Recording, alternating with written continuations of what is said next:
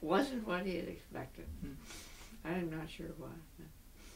So then we moved to Ithaca, New York, and he was on the faculty at Cornell. And meanwhile, our kids were getting up a little bit, and still pretty young.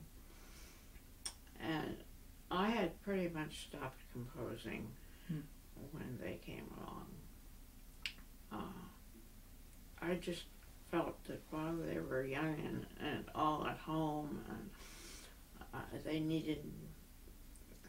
needed not to be distracted when I was composing, and they needed me. And when the youngest one went in nursery school, no, maybe before that, I rented a studio at one point, or a person's living room when they were both at work, and with the piano. But I didn't do that very long because they all ended up in school pretty soon, and then I could start composing again, which I did. Yeah, it felt very different, but it felt good, especially when I started writing again. Yeah, how so? Well, I liked writing music. Yeah, but it was maybe satisfying to be doing it on your own. Doing it in your own way. Oh yes, definitely. Yeah. And of course, I didn't get many performances. I did put on a concert for myself at one point when we were in Ithaca, and with friends, who played the piano or sang. Right. And that was nice. Didn't have a big audience, but since I had been the music critic of the paper, I was a little bit known. Right. Yeah.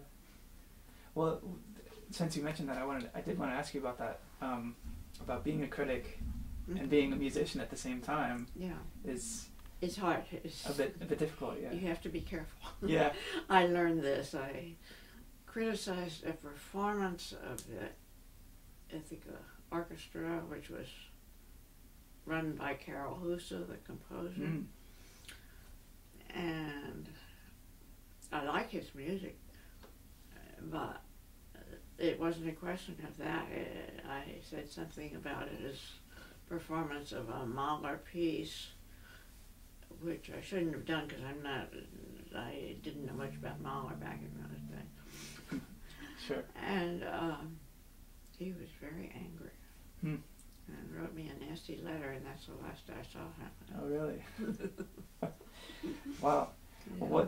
What did you? How did that change? Did that change how you approached being a writer? Writing about music. It probably contributed to my music, to my decision to quit. Eventually, partly it was just taking up a lot of time. Yeah. And because I prepared for each concert I was going to cover. Oh, I think it's okay. So they maybe the poem comes first, and then you write the piece using the poem. No connection that way. Oh, I see. No, the pieces that I used, I was just picking out poems that would express what I wanted to in the cycle. Right. So the poems came on their own, and then later on you decided they would work for what you wanted to do musically. Yes, exactly. I see. Yeah. Oh. So that was kind of fun, but I'm not sure that those my most successful songs probably use other poets. Do you think maybe that was because you weren't personally attached to the text, maybe? Yeah. Yeah. I don't know. Maybe the poems aren't that good either. Right. Yeah. Easier to get the rights to them, though. Yeah, that's true. In 1983, Friou, who was my second husband. And he didn't know anything about contemporary music. He liked classical music, but didn't know a whole lot about it. So I began taking him to concerts. And I remember the first concert, they played a rather difficult long piece by Babbitt. And I thought, oh boy, this is going to turn him off. He said, that's beautiful when it was over. And I discovered he had a real ear and understanding, a sort of innate understanding of contemporary music. And we'd always trade comments after a concert. His were always very good, sometimes different from mine, but so anyhow, he noticed that there were so few women on concert programs, whether it be old music or new music. And we had made some friends of women composers by that time, and yes, they felt so too. And it's just not fair, not a fair division, even considering how few women composers there were then. And in fact, one of our members was a musicologist, and she did some research and found out how many university positions were of women, and but how many people had gotten degrees, women had gotten degrees in music composition or whatever. So we knew it was a need, and he was a lawyer, and he said, okay, let's do it. Let's form a group. So you formed the we formed Women Composers of New York. Yeah, it was very informal at first, and then we found out about a group in Washington called American Women Composers, run by a woman named Tommy Karel, and we joined that as a New York chapter. Oh, I see. And that was 1984, is that right? Approximately, yes. Okay. And my memory isn't precise, but sure. I think so. Yeah. And so we were a member of AWC for a while, but Bob wanted to do some things that Tommy Karel didn't think should be done. And such as, have our own treasury so we could put on concerts that we wanted.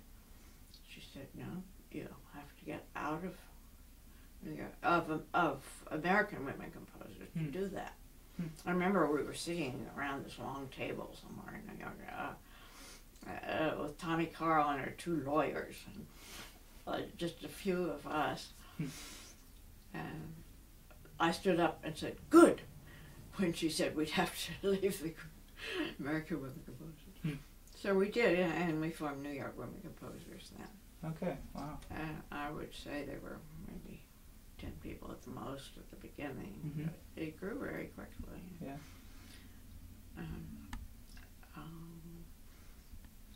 So we worked, the stated goal of the group was to bring greater exposure to the music of women composers in whatever way. Yeah. So, well, we had regular meetings at that time, and to play each other's music, and also plan for what we wanted to do next. We put on quite a few concerts, some very nice ones, and we had some interviews by Tim Page at New York, at WNYC, and some at WBAI, those days they gave support to composers, not anymore. Right. Yeah. But and we what else did we do? Well, my husband had the idea of making a catalog of all of the works of our members, and he did that. He sit there typing away. Wow. And it got to be, that thick. And he got it bound and advertised it all over the world. Wow. Don't ask me how. And we got orders from all over the world. Wow. And so he sent it out, and we'd have no idea how many performances that elicited, but in any case. Well, it sounds like it was successful. Though. And, when he and I retired after 14, 15 years, by that time we had computers and the internet and so forth, and Beth Anderson's husband, Rusty Harold, took over and put it all on the web, which was also a gigantic job. Yeah. And it's still there. Yeah. It's still there. Yeah. The catalog. Yeah. It's very nice. Yeah. And It's incredible. I think that's a really big thing. Yeah. So, well, that's been our history. I mean, I was secretary treasurer for quite a while, and he called himself an administrator, but he was really the CEO, I think.